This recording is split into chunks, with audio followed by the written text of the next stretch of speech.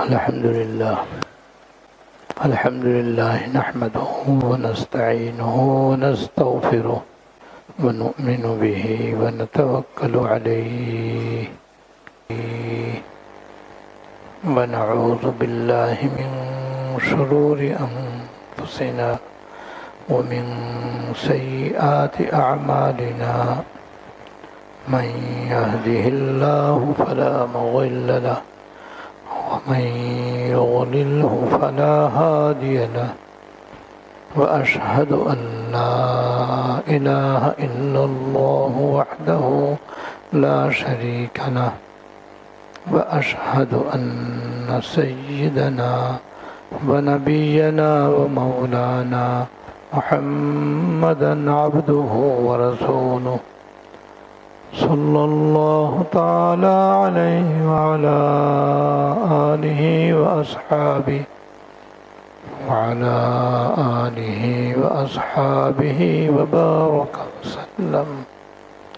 وبارك وسلم تسليما كثيرا أما بعد فأعوذ بالله من الشيطان الرجيم بسم الله الرحمن الرحيم وذروا ظاهر الإثم وباطنه إن الذين يكسبون الإثم سيجزون بما كانوا يقترفون صدق اللہ العظیم۔ میرے قابل احترام بزرگوں اور عزیزوں، گزشتہ 2 جمعوں سے غیبت کے موضوع پر بیان ہو رہا ہے۔ گزشتہ جمعے کو غیبت سے بچنے کے کچھ فضائل بیان کیے گئے تھے اور غیبت سے بچنے کا طریقہ بتایا گیا تھا۔ آج بھی غیبت سے بچنے کے کچھ فضائل انشاءاللہ بیان ہوں گے، اور یہ بھی بتایا جائے گا کہ کس کس موقع پر غیبت کرنا جائز ہے، وہ کون سی صورتیں ہیں جس میں غیبت کرنے کی گنجائش بھی ہے۔ اللہ جل شانہ نے ہمارا یہ دین اسلام بہت ہی معتدل بنایا ہے۔ اس میں ہر پہلو کی رعایت ہے۔ یہ انسان کی فطرت اور طبیعت کے عین مطابق ہے۔ اب اگر غیبت ہر حال میں حرام ہو تو بندہ ہونے کی حیثیت سے تو اس پر عمل کرنا ہی کرنا ہے، لیکن انسان کی طبیعت یہ چاہتی ہے کہ بعض موقع ایسے بھی ہونے چاہیے جہاں بمجبوری غیبت کرنے کی گنجائش ملنی چاہیے، تو وہ بھی ہمارے دین میں موجود ہے۔ اس لیے ہمیں اپنے اس دین کی بڑی قدر کرنی چاہیے اور اللہ تعالیٰ کا لاکھوں لاکھ شکر ادا کرنا چاہیے کہ اس نے ہمیں مسلمان بنایا اور دین اسلام ہمیں عطا فرمایا۔ غیبت سے بچنے کی ایک فضیلت ایک حدیث میں آئی ہے جو بہت بڑی فضیلت ہے۔ وہ فضیلت اتنی زبردست ہے کہ جو سنے بس وہ ہمیشہ کے لیے غیبت سے اپنی زبان کو بند کر لے، ہر قیمت پر وہ فضیلت حاصل کرنے کی کوشش کرے۔ زبان کو غیبت سے بچانا کچھ مشکل نہیں ہے، بالکل آسان ہے، 100% اپنے اختیار میں ہے۔ جب ہے تو ضرور بھی ضرور اس گناہ سے اپنے آپ کو بچانے کا اہتمام کیا جائے، اور ساتھ ساتھ اس نیت سے اور ساتھ ساتھ اس غرض سے آدمی غیبت کرنے سے بچے تاکہ یہ فضیلت حاصل ہو جو ابھی میں بیان کرتا ہوں انشاءاللہ۔ وہ فضیلت یہ ہے کہ حضور صلی اللہ علیہ وسلم نے فرمایا کہ جو شخص مجھے دو چیزوں کی ضمانت دے دے کہ انہیں غلط استعمال نہیں کرے گا،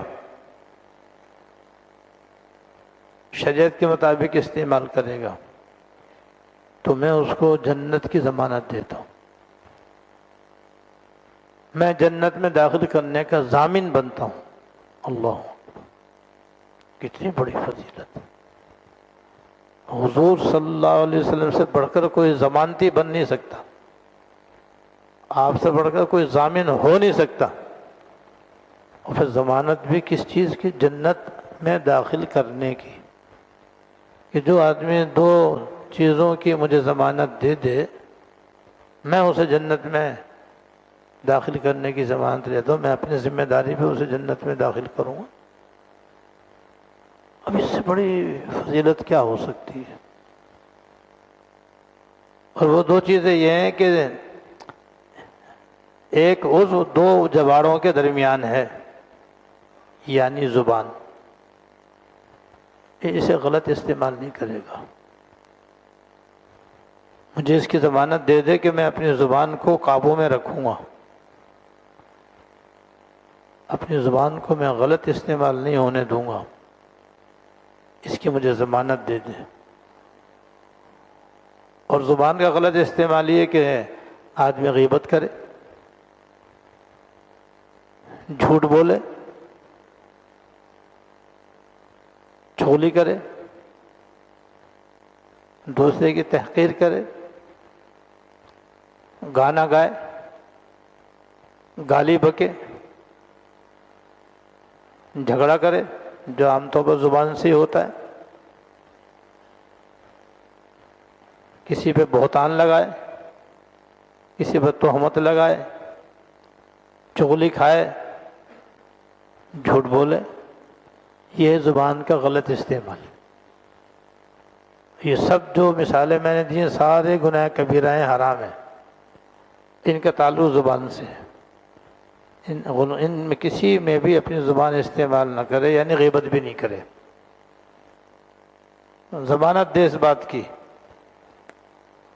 اور یقین دہانی کرائے اس بات کی کہ میری زبان سے اب کبھی غیبت نہیں ہوگی انشاءاللہ، میری زبان سے جھوٹ نہیں نکلے گا، میری زبان سے کسی کو دھوکہ نہیں ہوگا، میری زبان پہ گانا نہیں آئے گا، میری زبان سے کسی کی چغلی نہیں ہوگی، میری زبان سے کسی کی بے عزتی نہیں ہوگی، میری زبان سے کسی کو تکلیف اور ایذا نہیں پہنچے گی۔ یہ ہے زبان کی گارنٹی۔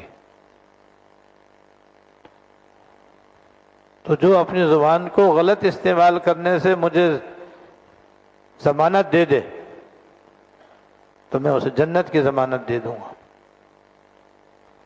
اتنی بڑی فضیلت ہے۔ اور دوسرا جو عضو دو رانوں کے درمیان ہے، اس کو غلط استعمال کرنے سے مجھے ضمانت دے دے، یعنی شرمگاہ کی ضمانت دے کہ اس کو ناجائز طریقے سے استعمال نہیں کرے گا، حلال طریقے سے استعمال کرے گا، جائز جگہ پہ استعمال کرے گا، حلال جگہ استعمال کرے گا، حرام جگہ استعمال نہیں کرے گا، یعنی شرمگاہ کے ذریعے زنا نہیں کرے گا، بدکاری نہیں کرے گا۔ اور زنا کے حکم میں اس کے اسباب اور مقدمات بھی ہیں، جس میں سب سے پہلے بد نگاہی آتی ہے۔ بد نگاہی نہیں کرے گا کیونکہ یہ آنکھوں کا زنا ہے۔ زبان سے باتیں نہیں کرے گا، یہ زبان کا زنا ہے۔ ہاتھ نہیں لگائے گا، یہ ہاتھ کا زنا ہے۔ بوس و کنار نہیں کرے گا، یہ زبان کا اور منہ کا زنا ہے۔ کسی نامحرم عورت کے پاس ناجائز تعلق کی وجہ سے چل کر نہیں جائے گا، چل کے جانا یہ پیروں کا زنا ہے۔ تو جیسے زبان کا غلط استعمال حرام اور ناجائز ہے، ایسے ہی یہ اسباب اور مقدمات بھی بحکم زنا ہونے کی بنا پر سراسر ناجائز اور گناہ ہے، ان سے بھی بچے۔ آج کل سب سے بڑا فتنہ موبائل کا غلط استعمال کرنا ہے، ساری ننگی دنیا اس میں موجود ہے، بدکاری، فحاشی، جنسی گناہ، بوس و کنار، ناچ گانا، ہر چیز اس کے اندر موجود ہے۔ یہ سب بدکاری کا انتظام ہے۔ یہ سمجھو کہ اس کا غلط استعمال ماسٹر ہے زنا کاری سکھانے کا، اس سے اپنے آپ کو بچائے، اپنے آپ کو بچائے، اپنے بچوں کو بچائے، کیونکہ یہ تو فتنہ گھر گھر میں پیدا ہو گیا ہے، گھر گھر میں فتنہ پھیل گیا ہے۔ جس کے پاس ٹچ والا موبائل ہے، ساری ننگی دنیا اس کے ہاتھ میں ہے، جب چاہے جس وقت چاہے، بلکہ نہ چاہے تب بھی یہ فحش تصاویر اس کے سامنے آ جاتی ہیں۔ پھر اس کے بعد آدمی نہ بچے تو بس یہ آنکھوں کا بھی زنا ہے، دل کا بھی زنا ہے۔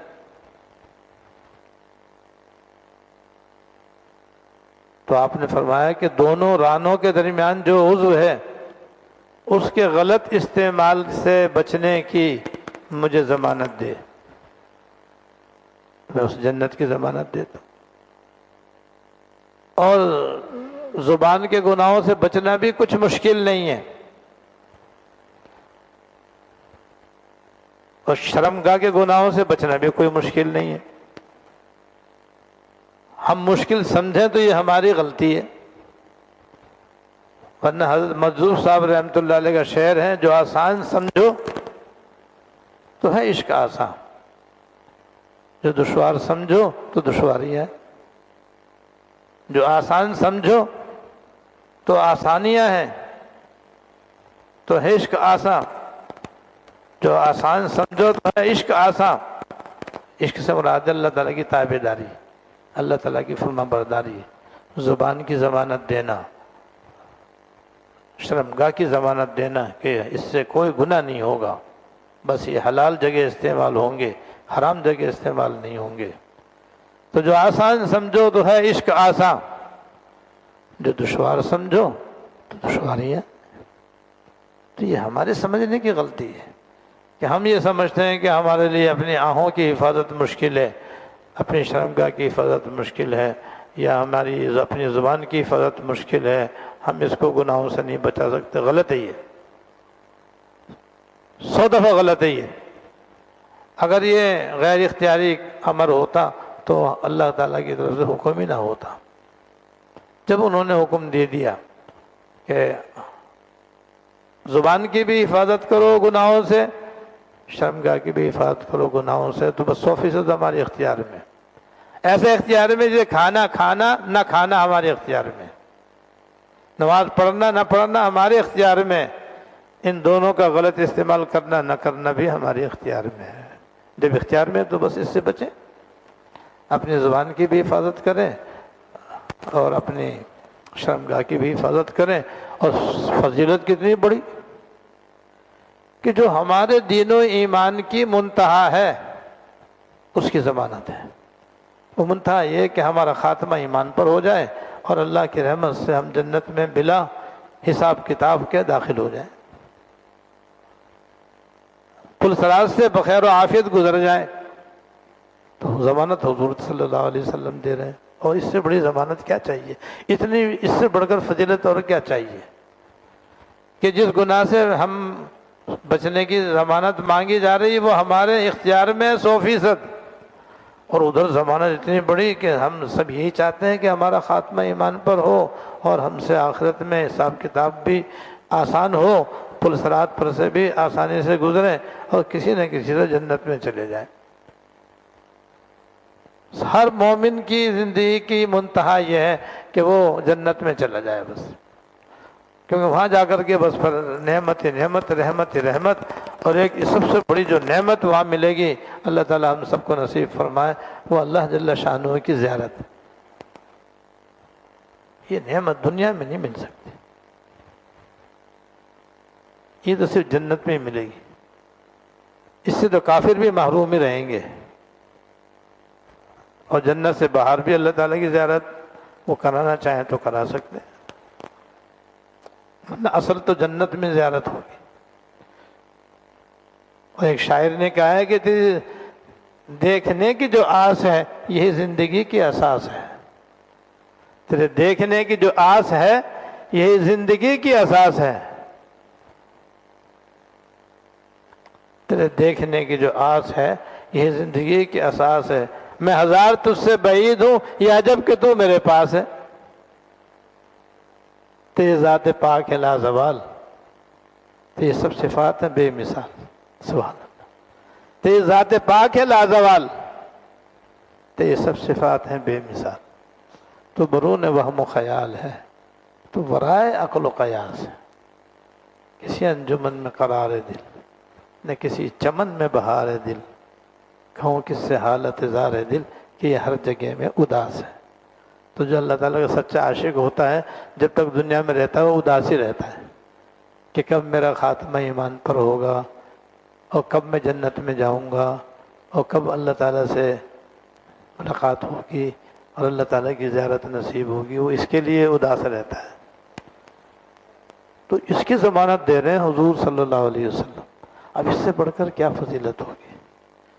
ایک طرف بچنا کچھ مشکل نہیں، دوسری طرف ضمانت اتنی بڑی کہ وہ سب ہمارے دین و ایمان کا لب لباب ہے۔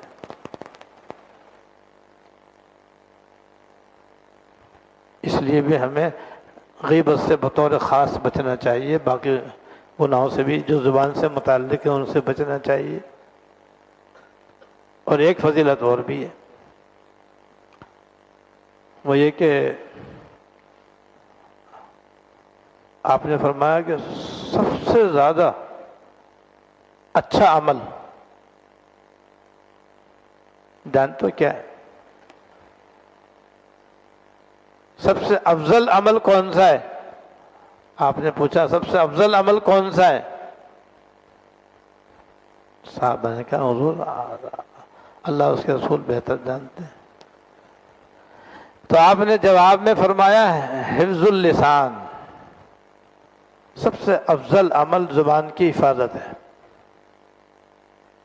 سب سے افضل عمل اپنی زبان کی حفاظت کرنا ہے۔ اور زبان کی حفاظت کا مطلب ہے گناہوں سے زبان کو بچانا ہے، یہ ہے زبان کی حفاظت،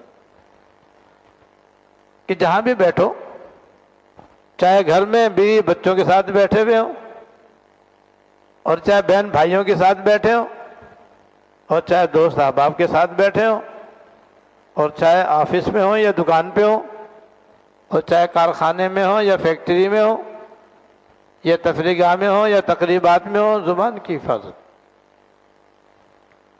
دوسرا جس میں آپ نے فرمایا بس زبان کا بارے میں یاد رکھو، یا تو اچھی بات زبان سے نکالو ورنہ خاموش رہو، یہ ہے زبان کی حفاظت۔ تو سب سے بہترین عمل اس کو فرما رہے ہیں حضور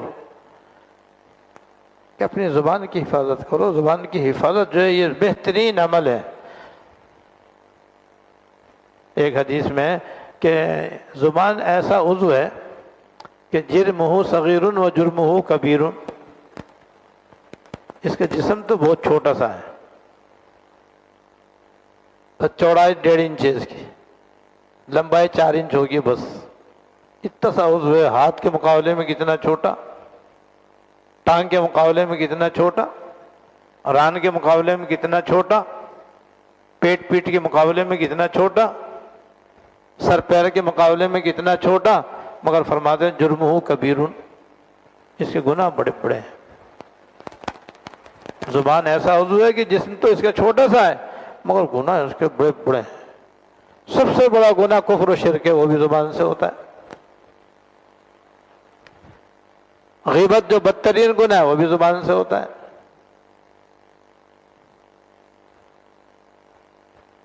تکبر زبان سے بھی ہوتا ہے، جو کہ بے شمار گناہوں کی جڑ ہے۔ تو جسم چھوٹا مگر اس کے گناہ بہت بڑے بڑے ہیں۔ اس لیے اس کی حفاظت جو ہے یہ بہترین عمل ہے، افضل الاعمال میں سے ہے زبان کی حفاظت کرنا۔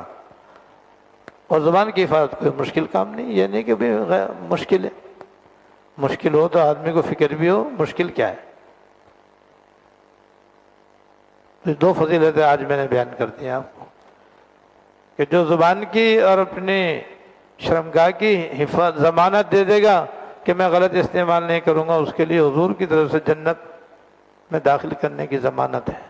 اللہ تعالیٰ نصیب فرمائے۔ اور سب سے بہترین عمل زبان کی حفاظت ہے، اور زبان کی حفاظت کا یہی مطلب ہے کہ گناہوں سے اپنی زبان کو ہم محفوظ رکھیں، بس بولنے میں تھوڑی سی احتیاط ضروری ہے۔ یہ جو ہماری عادت پڑے گی نا بے دھڑک بولنے کی، یہ غلط ہے۔ اس زبان کو ہم اپنی سمجھتے ہیں، اس لیے بے دھڑک اس کو استعمال کرتے ہیں۔ آنکھوں کو اپنی آنکھیں سمجھتے ہیں، اس لیے بے دھڑک دیکھنے میں استعمال کرتے ہیں۔ کانوں کو اپنا سمجھتے ہیں، اس لیے بے دھڑک کان استعمال کرتے رہتے ہیں۔ بھئی یہ ہمارے نہیں ہیں، اللہ تعالیٰ کے ہیں، ہمارے پاس تو امانت ہے ہی۔ اور جس کی امانت ہوتی ہے وہ جس طرح کہتا ہے امانت کو اس طرح رکھنا پڑتا ہے۔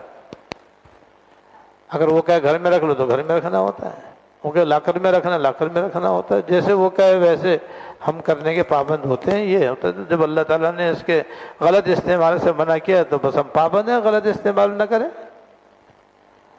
جتنا انہوں نے اس کے استعمال کی اجازت دی ہے اتنا کرو، وہ ہے کہ نیک کاموں میں استعمال کرو، اللہ کی یاد میں استعمال کرو، اللہ کے ذکر میں استعمال کرو، دعا کرنے میں استعمال کرو، تلاوت کرنے میں استعمال کرو، ذکر کرنے میں استعمال کرو، خوش طبیعی کے اندر استعمال کرو، کسی کا دل خوش کرنے میں استعمال کرو، جائز کاموں کے اندر استعمال کرو، نیکی کے کاموں میں استعمال کرو، دین کے کاموں میں استعمال کرو۔ اس لیے آنکھیں بھی اسی لیے، کان بھی اسی لیے، زبان بھی اسی لیے۔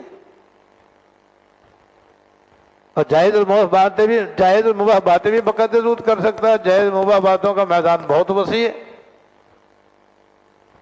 یہ نہیں فرمایا کہ بس چپ شاہ بن جاؤ اور کہیں بھی ہرگز کچھ مت بولو، ایسا کوئی حکم نہیں ہے جو انسان کے لیے عمل کرنا بھی اس پر مشکل ہوتا۔